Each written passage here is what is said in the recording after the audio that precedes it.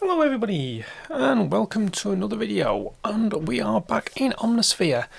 Back in September this year, Spectrasonics did a little update to Omnisphere, and it brought in this thing called Flow Capture, and essentially it allows you to use a standalone version of Omnisphere, sort of like noodle around as some of us do. I do like to bring up the standalone version and have a bit of a playthrough patches, and sometimes you get inspired. But then when you bring it up in your door, you've forgotten what you've played and you've basically back to blank canvas. Well, with Flow Capture, it allows you to record your performance. But that's not just all. It allows you to actually record any changes you do to the patch, and it exports them into the MIDI, WAV, and also an Omnisphere patch as well. So you could actually do a lot of tweaks to the patch and then load it back into Omnisphere, and you're back to what you noodled around with, which is really, really handy. And a good thing about the WAV exports of the actual sound capture is it matches your sound card. So you can do 192 kilohertz standalone, and it'll export as 192. Absolutely fantastic. So, without further ado, what we'll do is we'll use this as a demonstration patch. This is a patch from my new library that's coming out this Friday. That's this week of the 18th of November 2022. It will be available from Rocky Mountain Sounds and also my own website, adrianearnshaw.com. So this is basically a simple organ sound.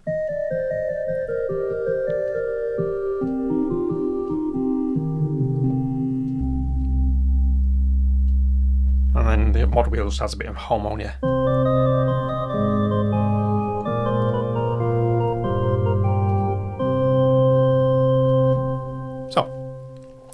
If I wanted to capture what I'm playing in, down here we have the BPM that you want to recapture, so you can change that by just clicking and dragging it. Or you can double click and enter the BPM. So if I want to go back to 120, whoops, I've got to delete all that and go 120, press enter, and there we go, we're back to 120. We have the metronome. The beauty of it is, when you press record, it doesn't record a tick tick sound, which is really good.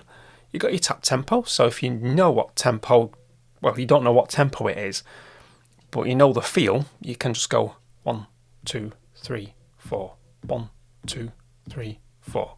I've been tapping at 103 BPM. So that's really handy as well. So you could play a track. So I'll just set that back to 120. Again, you just click in the area, double click in the area, and it lets you edit it.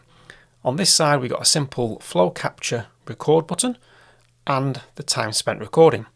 Now, the beautiful thing about the flow capture is it will not start recording until the first MIDI input note. So you always start at the beginning. This has some other very, very, very extremely interesting sort of outcomes, which we will delve into a bit deeper later on. First of all, flow capture. If I just want to noodle around, capture.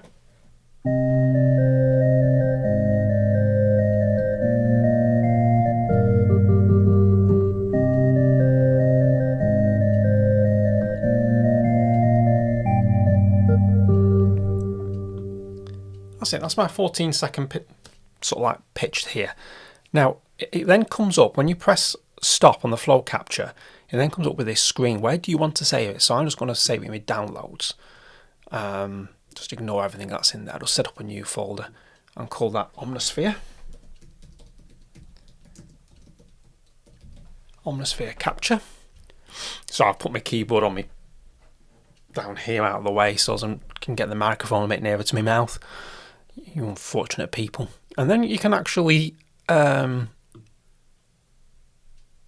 sort of call it whatever you want. So if I want to call this as just sort of as an idea of what it is, I can just call it a Cosmic Stop Alpha.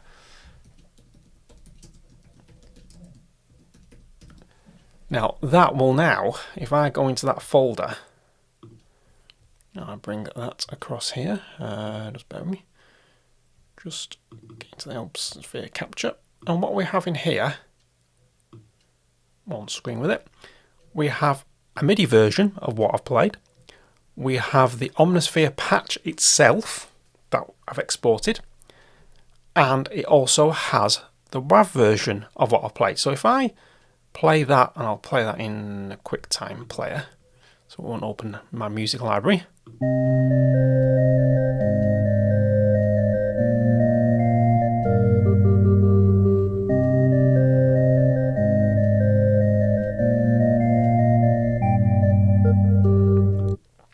And there we have it. Absolutely fantastic. Now, if I just move that out of the way a second and we just boot up. Where did I put Steinberg Cubase 12? There we go. Looking over the mic, I couldn't actually see it. So what I want to do now is just quickly open Cubase. When I say quickly, I would like it to be done before Christmas. And we are, I think what it was is because I just actually installed a new plugin. And that might well have been why, because it was just doing a little quick search there through all my plugin files. So what I want to do now is, if I just bring the window over here, I want to bring in this MIDI version here, and I just drop it there. It will open up. There you go. And now I have all the MIDI notes I played. Now I've just imported that. I didn't set a click track or anything, so yeah, it's a bit scratchy, let's just say, because I didn't have a tempo going or a click track. But that's at 120. But the beauty with it being MIDI is you can now, if you think that's too fast for what I had in mind, I can now go in here and change it, and it will play it at 100 BPM. So if I just press play,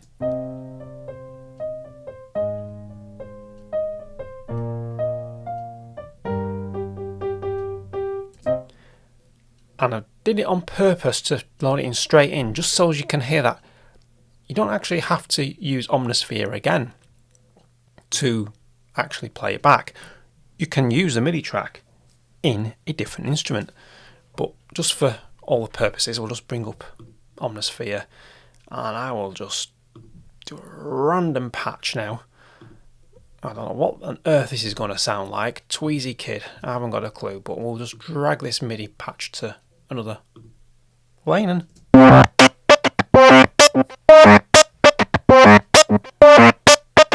So I'm on a funky patch, and it's quite funky actually. Yeah. So you can have happy accidents, shall we say, with this. And like I say, you've got the WAV file as well. And I'll tell you what I haven't done is, if I bring this up, what you can do now as well is that patch we actually played with, you can go to install the Omnisphere and then continue, and then you just navigate to where that was, and all you need to do is Cosmic Stop Alpha and open. I'm not going to do that because I don't really want to import a duplicate version, but if you had tweaked it in some shape, way, form, adding more modulation, change the cutoff or whatever, and you wanted that, or you'd done something to the sound anyway that's different to the original patch, you could then import it and keep all those tweaks you've done to that patch, which is absolutely fantastic. So now we can go on to some fun, because as I was doing this patch library, just don't save that, there we go, and we come back to this. As I was doing this patch library, there was a few little, let's just say, bumps in the road with certain patches and stuff, and instead of going back and recording the source material or retweaking the patch, then what you can do is export that WAV file or WAV file and re-import it. So what do I mean by that? Right, so if I just say, let's go for something that I know is quite intensive because it does use the granular, I think this one does, yes, it uses 2 granular engines. on, well, 2 instances of the granular, and sometimes that might be too much for your computer. Now, what you can do is, so if I just listen to the sound, it's a drone with a bit of birdsong, okay? And if I move with the mod wheel, it increases the intensity of the sound. Now, I've got a fairly beefy Mac. I've got a Mac Studio sat here, so it's more than capable of doing it. But if you've got a lower end computer and it starts breaking down and crackling, what you could do is go to Flow Capture, press record, hold that key down, and I would say 7 to 8 seconds, maybe. I'll go for 10. Let's go for 10. Right, that's 10 seconds of a capture. So I've done the capture. I'm just going to save that as capture.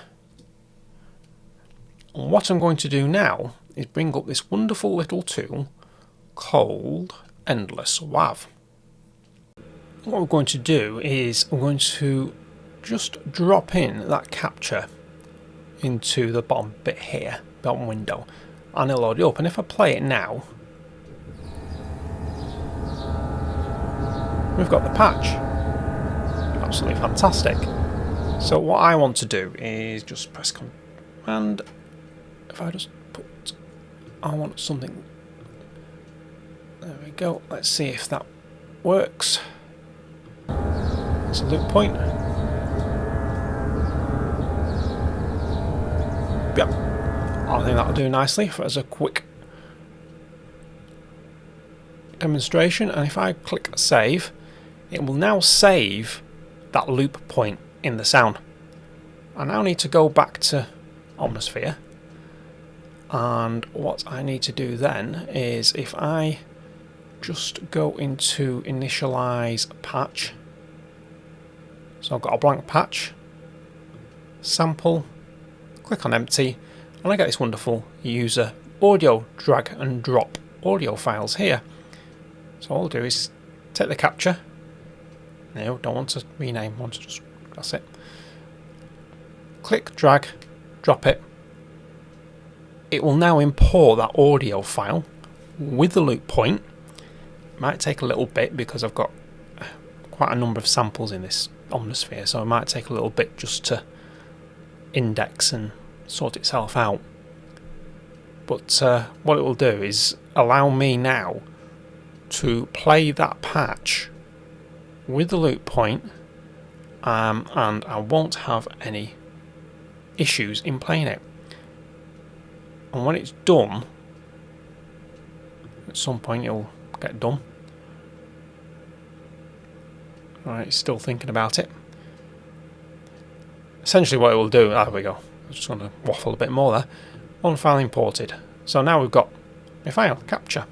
Now if I go back now, it's here.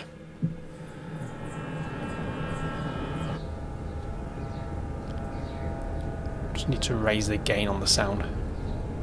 Go to 0.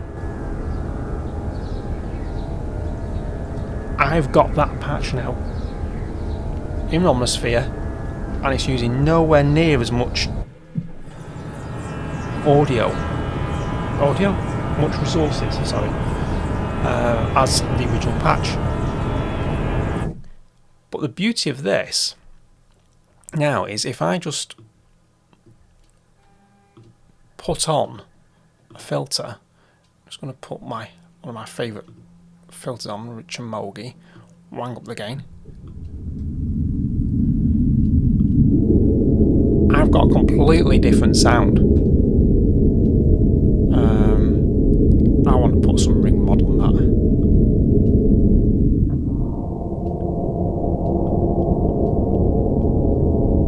And what you can do is crazy effects. Let's put some, well, let's go analog chorus. And I want a bit of reverb. No, not easy verb. Proverb. Thank you. Now, I've got a completely different sound without doing very much sound design. So that is another way of using flow capture. You can export your audio, re-import it back into Omnisphere and play around with it and use less resources, or you could actually essentially put the granular patch that I just had through another granular engine, through another granular engine, and keep on going. You could stick it in pulse stretch after you've exported it. Pulse stretch is a fantastic utility that takes a piece of audio and then stretches it for as long as you want it to be stretched. So you can take a 3-second audio and make it 30 minutes. It's an absolute wonderful program, and then you can then re-import it and create your own textures and soundscapes. So I don't think, well, I'm saying don't think, but I'm not sure that Eric Persing of Spectrasonics had the idea of using it in that manner, but inadvertently it's a fantastic little tool to use to make your own patches. So you could essentially make your own samples, put them into Omnisphere, do some sound design, re-export them, import them again, and mangle them further. So you can sort of rinse and repeat and get even more creative. So there we go. That is I was going to say whistle stop tour, but it's been quite a long video this, so apologies, but this is what flow capture can do and what has been quite exciting and useful. It's great also for if you're working with somebody, like I was working with Jason at Rocky Mountain Sounds on my patch libraries. Did I tell you it's coming out Friday? Cosmic Dawn. There was 1 or 2 patches that were, let's just say, a little bit suspect in the tunings and stuff. So what I ended up doing was exporting that patch, sending him the flow capture of it, and he could then import it his end, overwrite what was there originally, and put the finishing touches to the library. So it's a great way of collaboration as well. So there we go. This is flow capture. If you enjoyed the video, give it a thumbs up, subscribe to the channel, and I'll catch you in the next one.